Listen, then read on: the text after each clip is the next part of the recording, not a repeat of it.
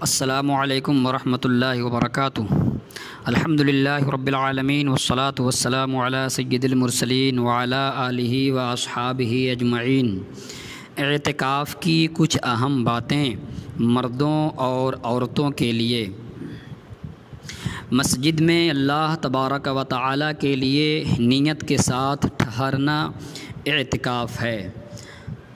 نبی پاک صلی اللہ علیہ وسلم نے ارشاد فرمایا، جس نے رمضان میں 10 دنوں کا اعتکاف کر لیا تو ایسا ہے جیسے 2 حج اور 2 عمرے کیے۔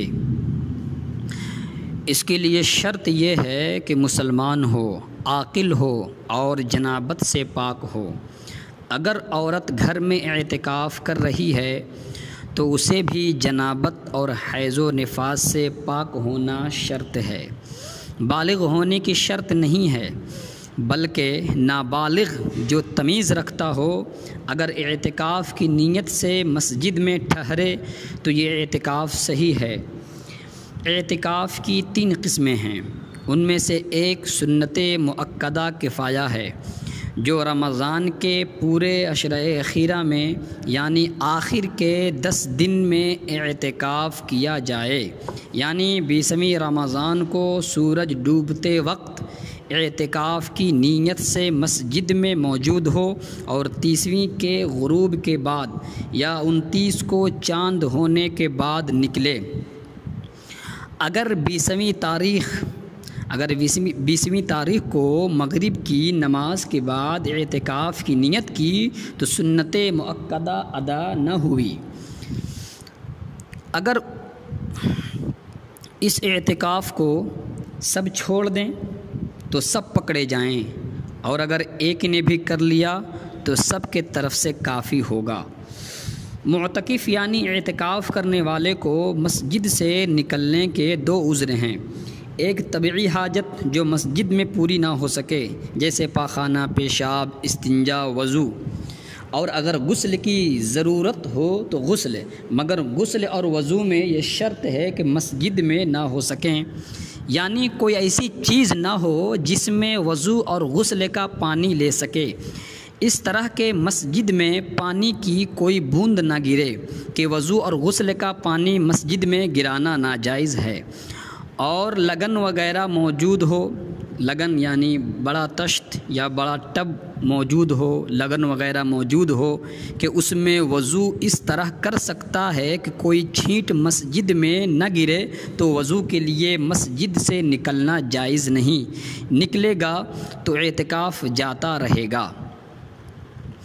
اسی طرح اگر مسجد میں وضو اور غسل کے لیے جگہ بنی ہو یا حوض ہو تو باہر جانے کی اب بھی اجازت نہیں، اور اگر پاخانہ پیشاب کے لیے مسجد کے احاطے میں جگہ بنی ہو تو پھر بھی باہر جانے کی قطعاً اجازت نہیں، اور قضائے حاجت کے لیے باہر گیا جبکہ احاطے میں جگہ نہ تھی تو طہارت کر کے یعنی حاجت پوری کرنے کے بعد فوراً چلا آئے، ٹھہرنے کی اجازت نہیں ہے۔ حاجت پوری کرنے کے بعد فوراً چلا آئے، ٹھہرنے کی اجازت نہیں۔ دوسری حاجت، حاجت شرعی۔ دوسرا عذر کیا ہے؟ حاجت شرعی۔ مثلاً حاجت شرعی ہے، مثلاً جمعہ اور جماعت کے لیے جانا۔ دوسرا عذر کیا ہے؟ دوسری حاجت کیا ہے؟ حاجت شرعی ہے، مثلاً جمعہ اور جماعت کے لیے جانا، جبکہ جمعہ اور جماعت اس مسجد میں نہ ہو۔ معتکف مسجد ہی میں کھائے، پیے، سوئے، ان امور کے لیے، ان کاموں کے لیے مسجد سے باہر ہوگا تو اعتکاف جاتا رہے گا۔ معتکف اگر چپ رہنے کو ثواب کی بات سمجھے تو یہ مکروہ تحریمی ہے۔ کتنے ایسے لوگ ہیں معتکف حضرات کہ مسجد میں خاموش رہنے کو ثواب سمجھتے ہیں، ایسا نہیں۔ معتکف اگر چپ رہنے کو ثواب کی بات سمجھے تو یہ مکروہ تحریمی ہے، اور اگر چپ رہنا ثواب کی بات سمجھ کر نہ ہو تو حرج نہیں، اور بری بات سے چپ رہا تو یہ مکروہ بھی نہیں۔ बुरी बात से चुप रहा तो मकरूह नहीं, बल्कि ये तो आला दर्जा की चीज़ है। मुअतकिफ़ को चाहिए कि ये करे, नमाज़ पढ़े, कुरान मजीद की तिलावत करे, हदीस शरीफ की क़िरात, दरूद शरीफ की कसरत, इल्म दीन का दर्स व तदरीस, नबी पाक सल्लल्लाहु अलैहि वसल्लम और दिगर अंबिया कराम अलैहिमुस्सलातु वस्सलाम की सीरतों का मुताला करें, औलिया और सालिहीन की हिकायतों को पढ़े, ज़िक्र करता रहे।